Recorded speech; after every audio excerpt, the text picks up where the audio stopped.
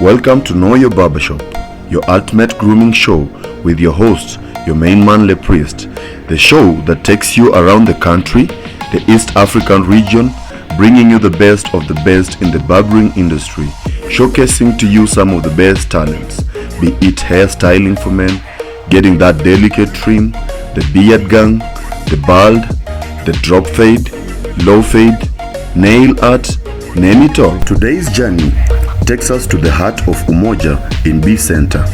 Welcome to Golden Mine Executive Barbershop and Spa. Since they have the doors open up to us today, allow me to take you to a grand tour of this amazing space. So much has changed in the industry from that simple setup you were used to whenever you visited a barbershop growing up. The game has changed so much to something more sophisticated. The business is run like a well-oiled machine.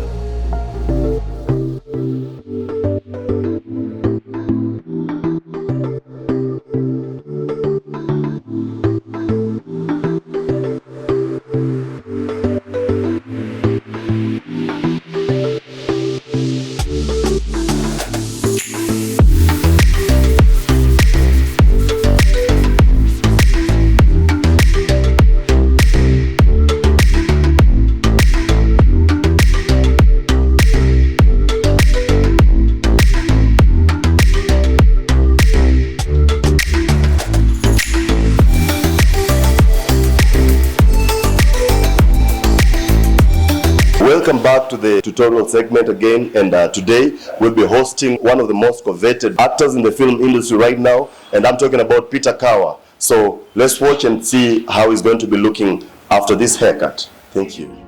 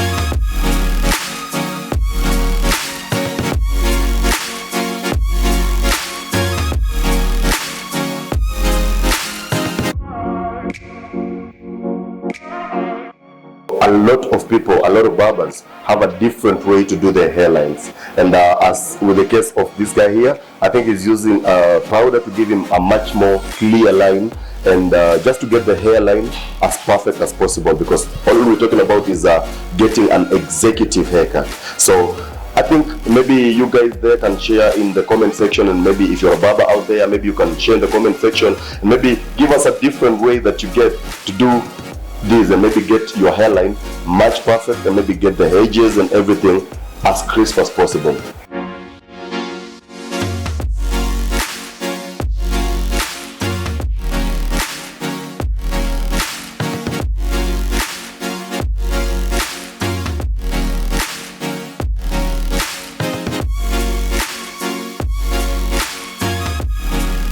We're all done with the haircut right now, and this is one step that a lot of people are trying to engage into their barbering career and their skill right now, just to make a difference and to give you a little bit of niche with the rest of the industry. And we're talking about a little bit of styling with some black dye.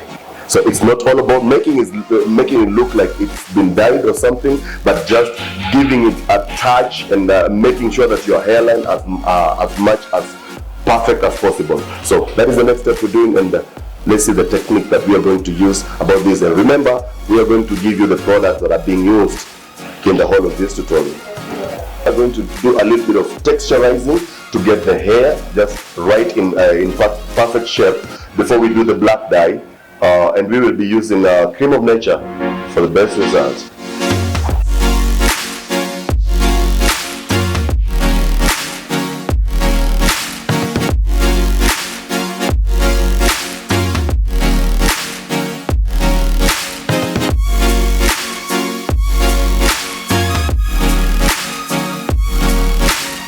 Just another good hack to make sure that you get exactly what your client is looking for.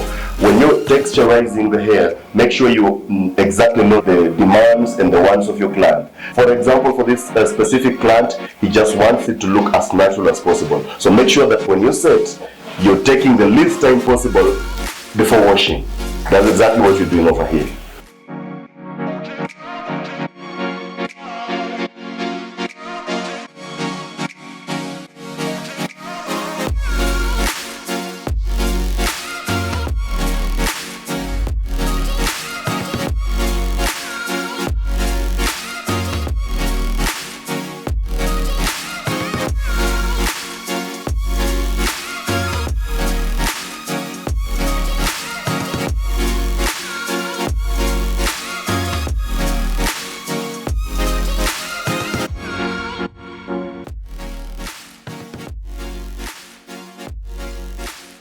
So basically we come to the styling phase of it, and a lot of barbers, including myself, would love to start with the hairline first, because when you're done with the hairline and you get a sharp hairline, it's much easier for you now to do the rest of the head, because it's all about just finishing up.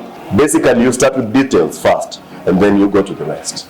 Right now we are all done with the haircut and everything, and I trust this guy is looking as I would have expected, personally as a barber. So we go into the washing area, and when we wash off, we will come back and just show you exactly what we are expecting right now.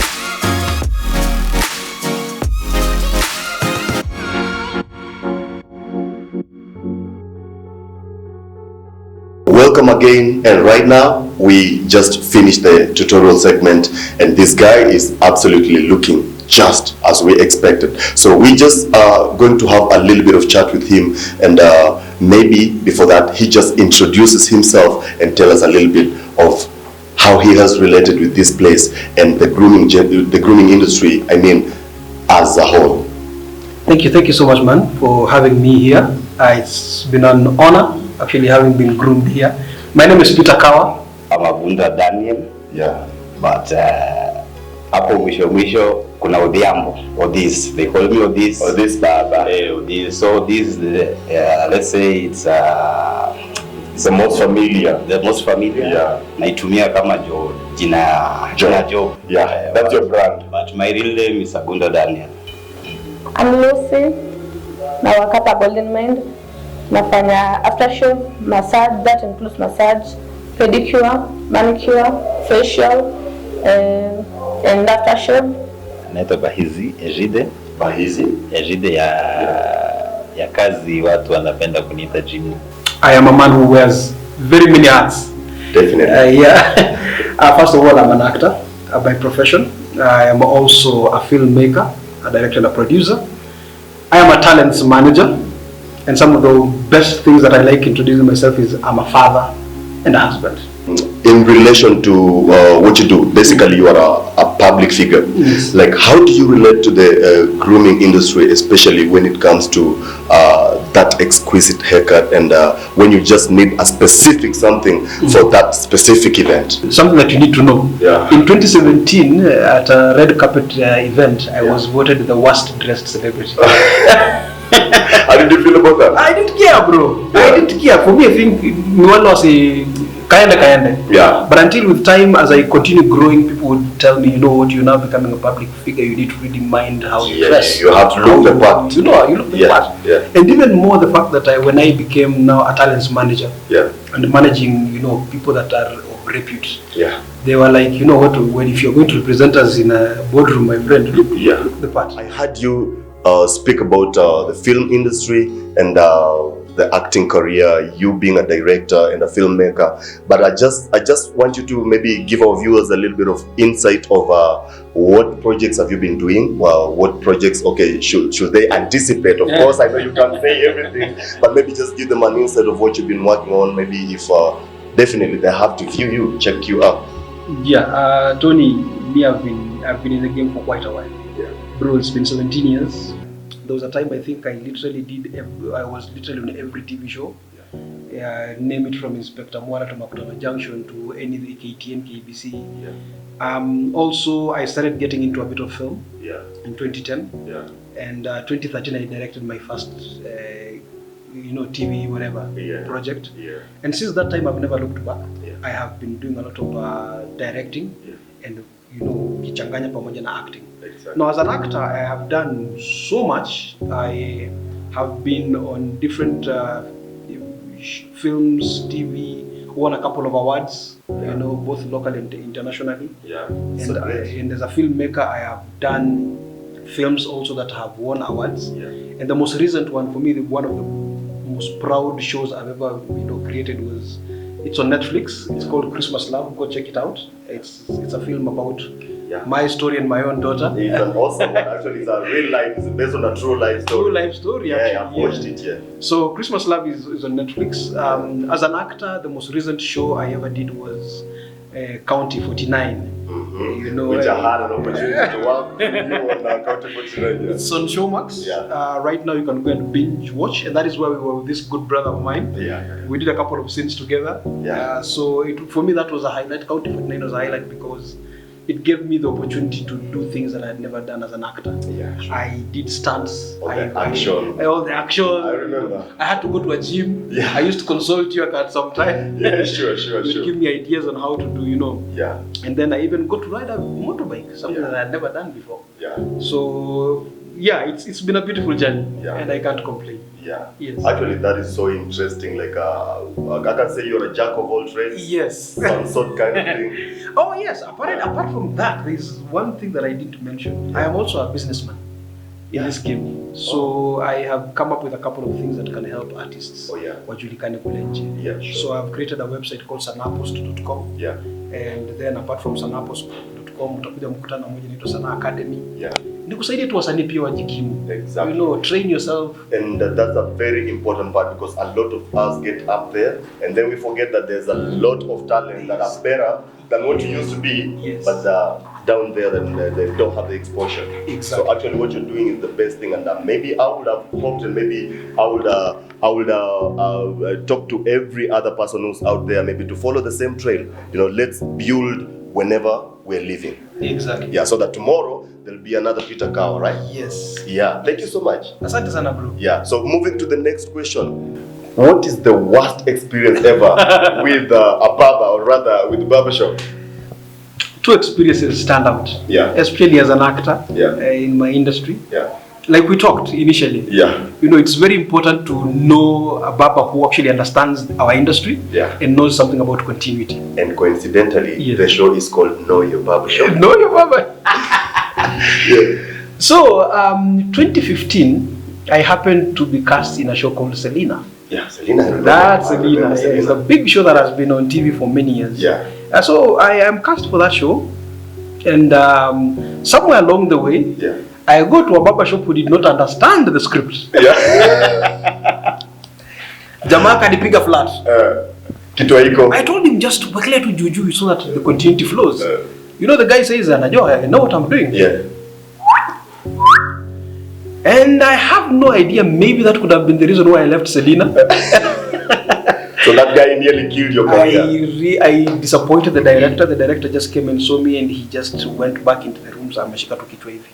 And it's just because of the head. Just because of the head. Because continuity. You know, yesterday I shot my scene walking into a house with hair. And then the next all of a sudden you're bald. I'm supposed to shoot the next 2 days later, you're walking into a room I don't have hair. That's awful. How do you explain to your director that? And at the same time, the director can't change roles. Yes. So if it's about changing roles now, they have to look for a way for you to get out. Yes. Oh my God. Start fresh. And that costs money. So it's very important for grooming people to understand that our industry is very technical and you have to be very keen. Yeah. Just like you are, what we'd say, being true to your woman. Yeah. A man is that to his barber, right? Yes, because you don't touch a man's head if you've not been touching his head. So getting to our next question, or maybe something that we can talk about.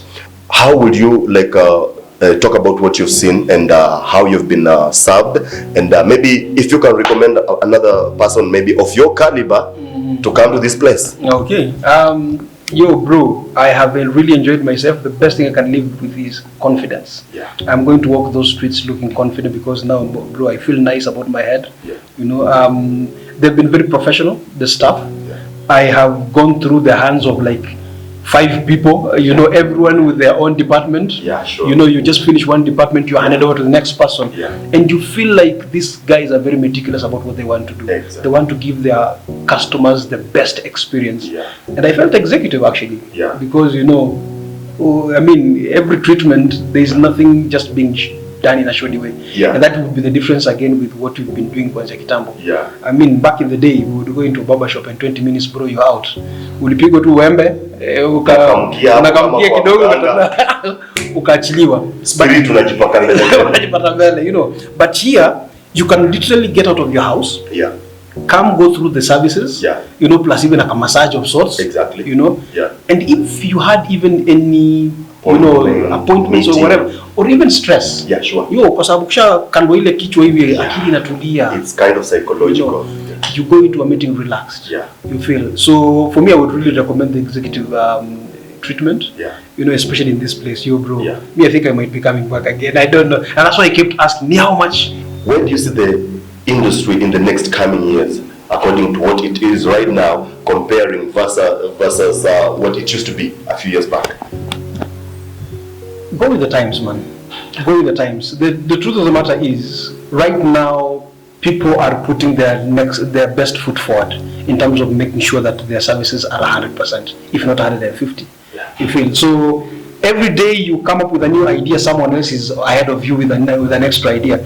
So if you want to stay back in the early 90s, thinking that you don't want to grow, utachwa nyuma. Definitely. So the future is very bright, and from what I've experienced today, definitely that should be the future. People should invest more in making sure that their clients come back and make sure that their clients get a good experience. Could you really advise someone, a young man who's out there who's gifted, and tell him that this is just a career like any other, this is an art like any other, and it can actually give you that G-Wagon, just like any other job? You know, bro, whatever concerns you've had about being in your industry as a barber and the grooming industry, is the same thing we go through as artists. Yeah.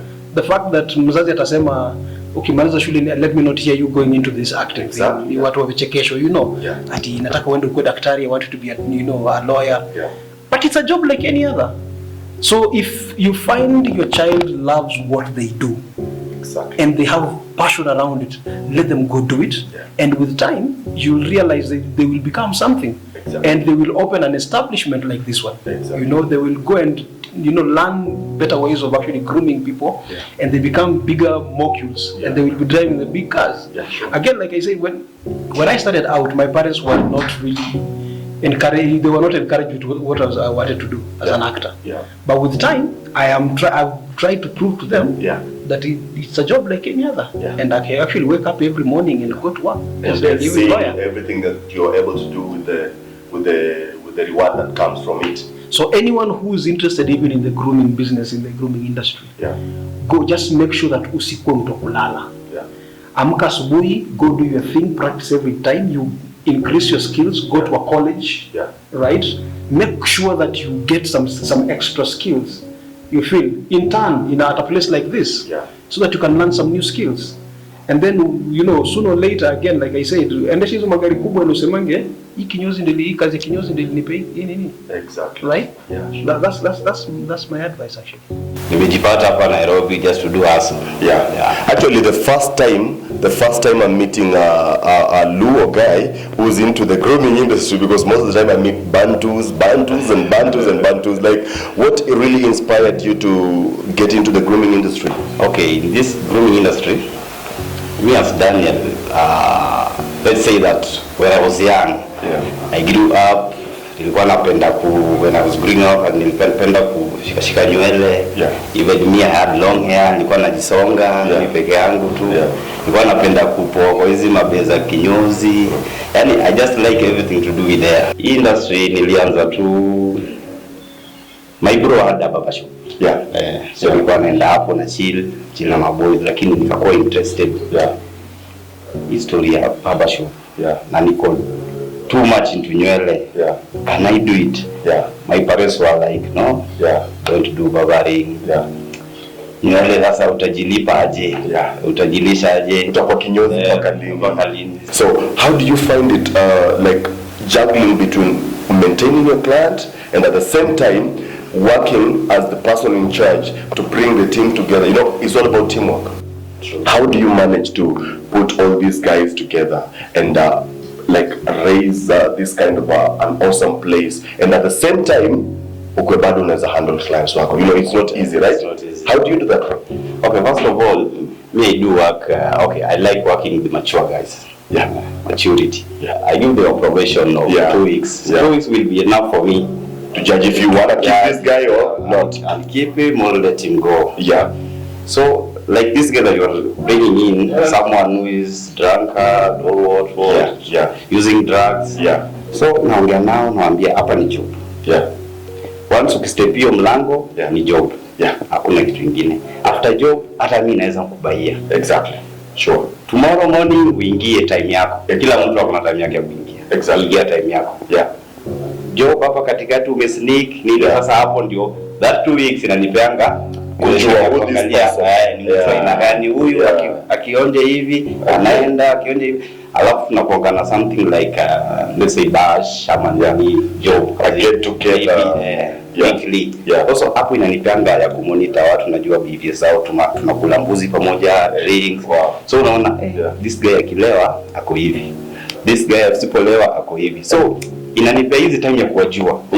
So nawajua wote, hata kama siko naweza piga simu naambia refer plan kwa mtu fulani. Sasa unapata kama exceed, I can't handle this guy, and sasa you have to let go. Irrespective of the let go, nampelekanga, siachiliangi kijana aende atiende. I have so many friends wenye wako na hizi small barbershops, naweza mrudisha ama endelee. Sasa nikiona nampea time. So unajua ukitoa mzee kwenye kuna mafuta, kwenye kuko executive, umrudishe pale ana feeling I had a chance pale. Kwa akifika pale kwa ground, wale naye wanapigania wafike pale. So anaona hapana, wafike mahali ametoka. It's better I reform, maintain the position. Jua hata akiniangalia mimi namwambia venye nilianza, kwenye niko my life, alafu anaangalia ule jamaa hata kama ni kukunywa kunywa, but ako hivi. But hii sasa hii kukunywa yangu inaniharibia mpaka job. This too much. Exactly. Now, actually, you've taught me something like basing on leadership.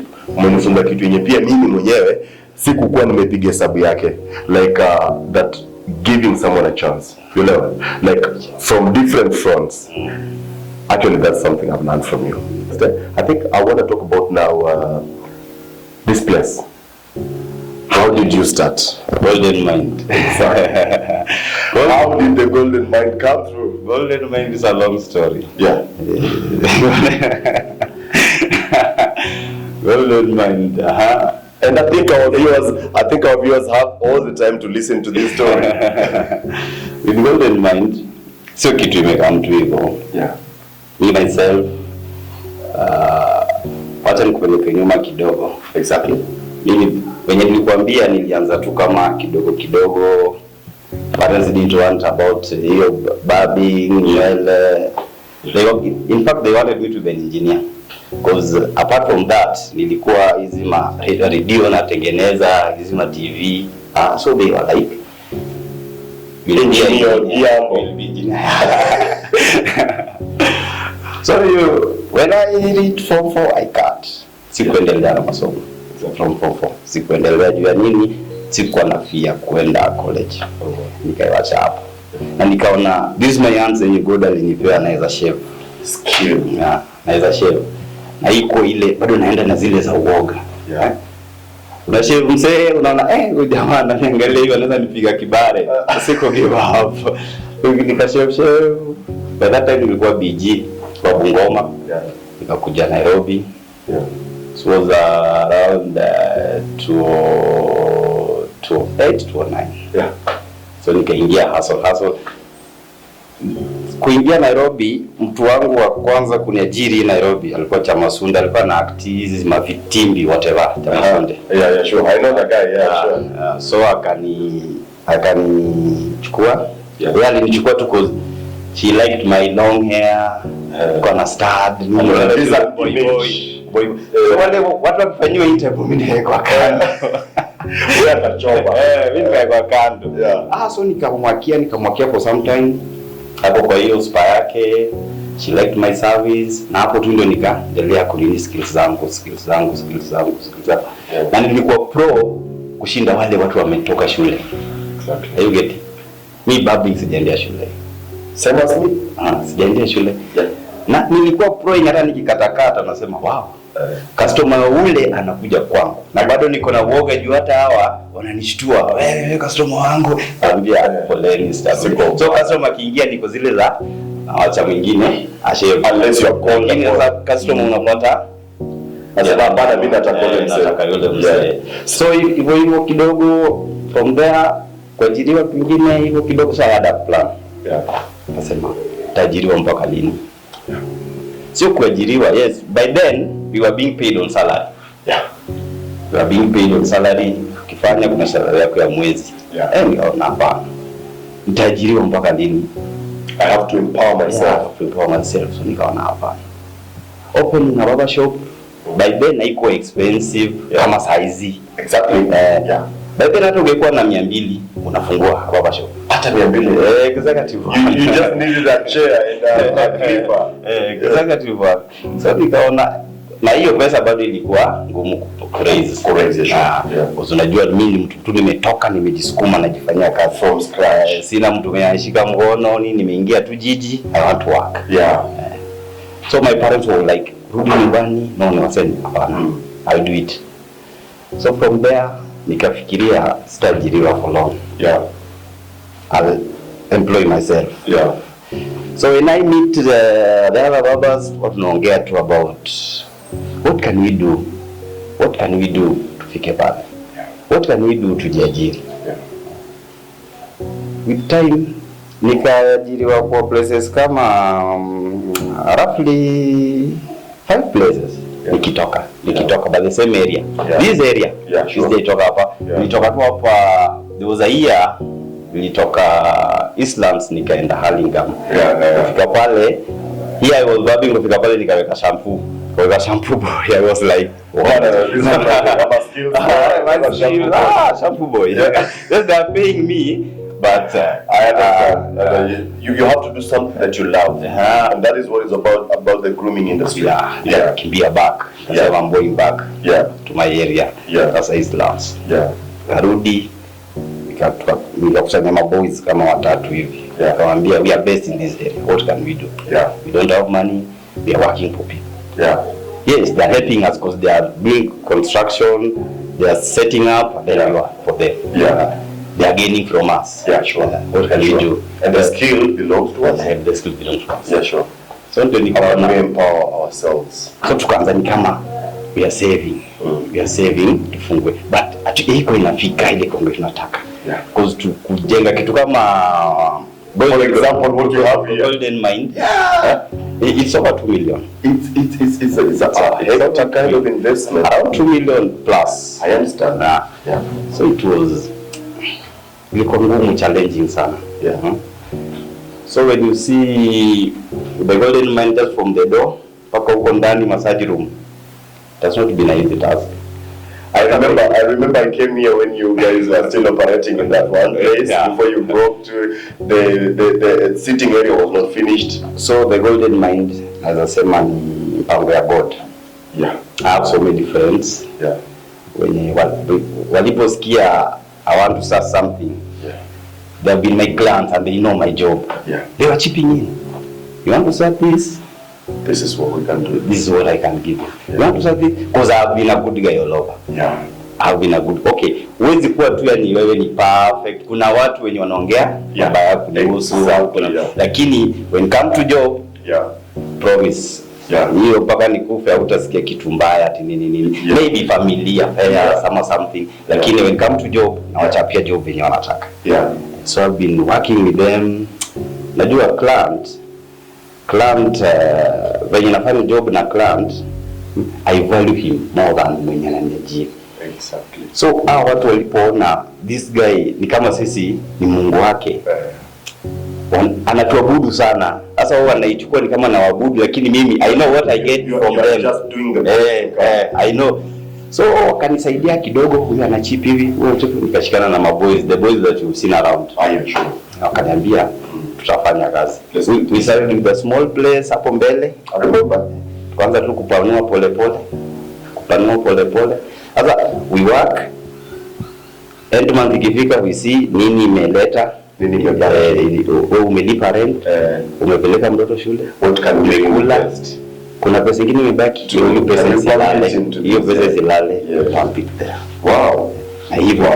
So basically what you're telling young entrepreneurs out there who are willing to get into this is start small. You start small. And let God give you the You can't start big. You can't start big because you will never find that big ones. Sure. So what would you tell an investor who's out there, maybe and I feel, hey, I would love to do something like this in the future? Unaweza mwambia maybe in the range of what it costs for you to do this. Unaweza advise nini? For the investors, it's not a hard thing. Maybe someone can walk in here and say, hey, this investment, nini mechukua do. For the investors, if you want to invest in this industry, first thing, location of the shop.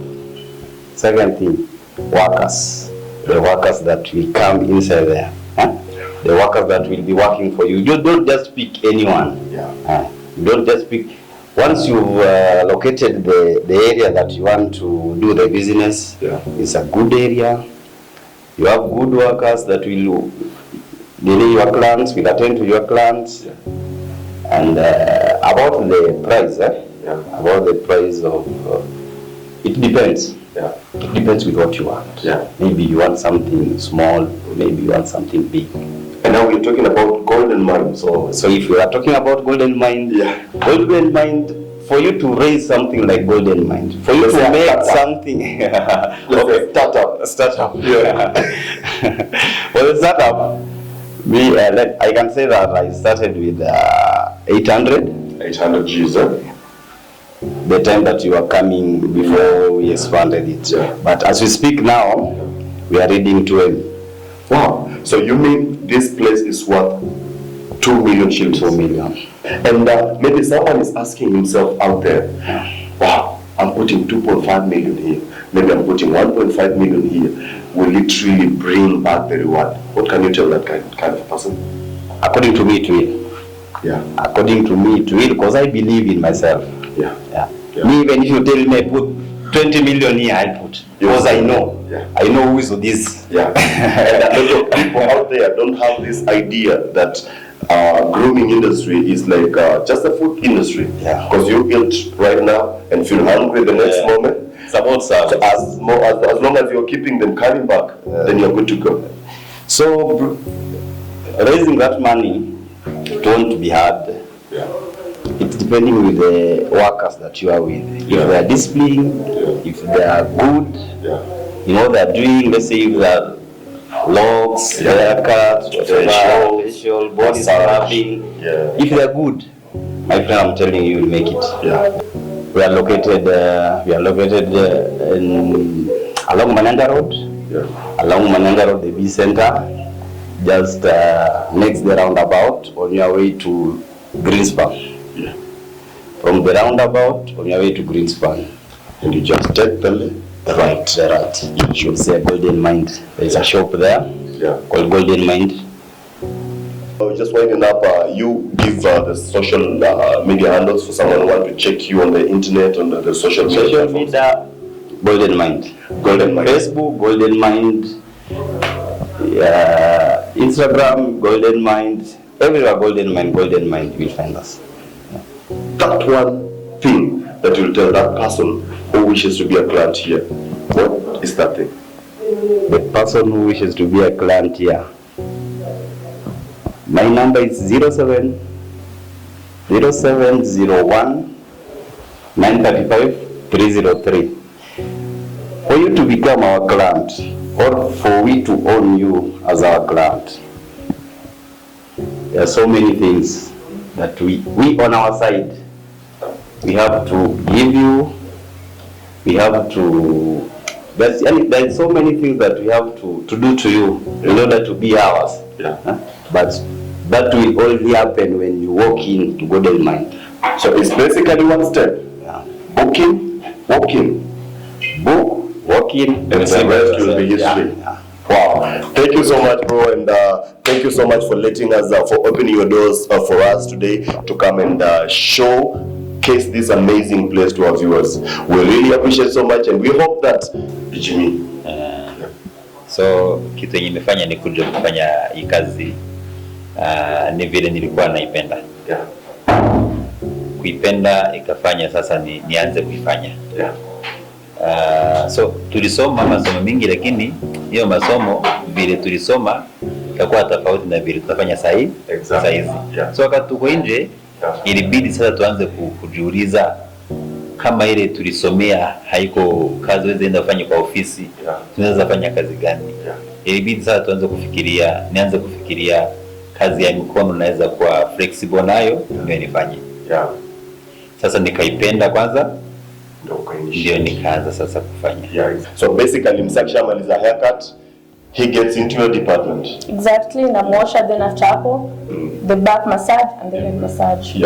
So basically, Lucy, like a lot of ladies there are like feeling like hakuna job, hakuna nini.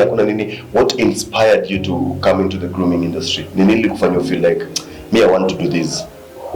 Okay, first mimi napenda beauty sana, so nilikuwa nataka kufanya the makeup, but then venye nilikuja hapa nikapata clients wengi si wa makeup, so nika have kurudi shule nila kuhusu the massage, the pedicure and the manicure, and that's how I did it. So it's all about being diverse, kujaribu kufanya a lot of things on the same and that is what is giving you an opportunity to work here.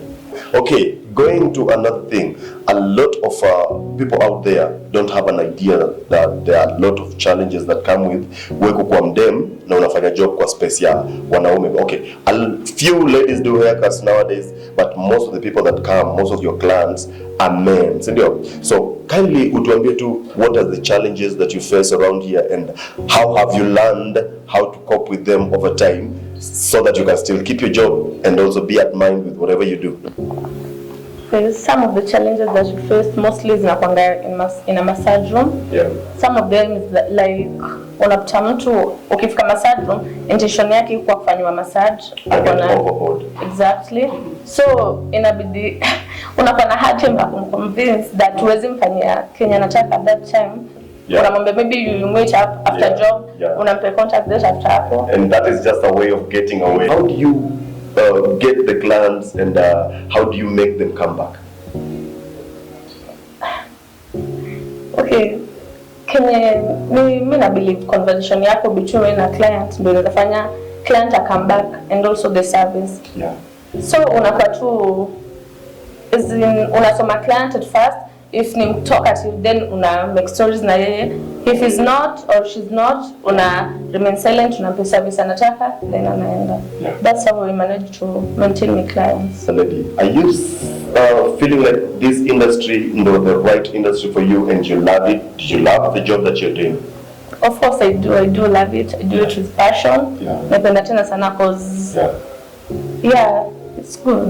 Na kuna mdem tu pale home kuna mdem pale anatuwatch saizi anaona hii job ni disgusting, mimi nitaendaje kushika mjamaa ama kufanya nini, like afikiri ni kama is all about rendering a service in return of hey, unaelewa, unaweza ambia mse kama huyo nini, ama mtu pia mwenye ako hapo na na feel mimi ningetamani kukua masuz, ningetamani kuget penye mdem hapo saizi, like huyo mtu ana nini, what will you tell such a person?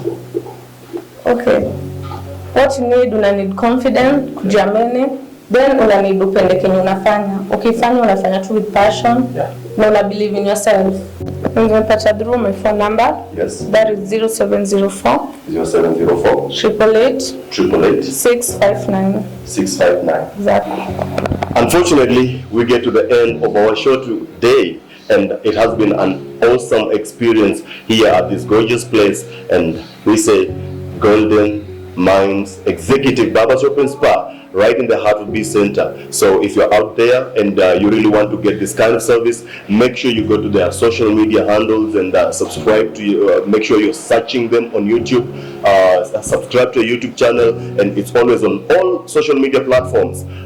Golden Minds Barbershop and Spa, Executive Barbershop and Spa for that case. And don't forget to also go to our social media handles at the KYB show and subscribe, leave a comment for us. And if you're out there actually and you have a place that you feel that we really need to showcase it and take it to the world, make sure you leave that in the comment section. And you never know, maybe next time we will be at your doorstep doing exactly this, taking the grooming industry to the next level. Until next time, it has been your host, your main man, Le Priest.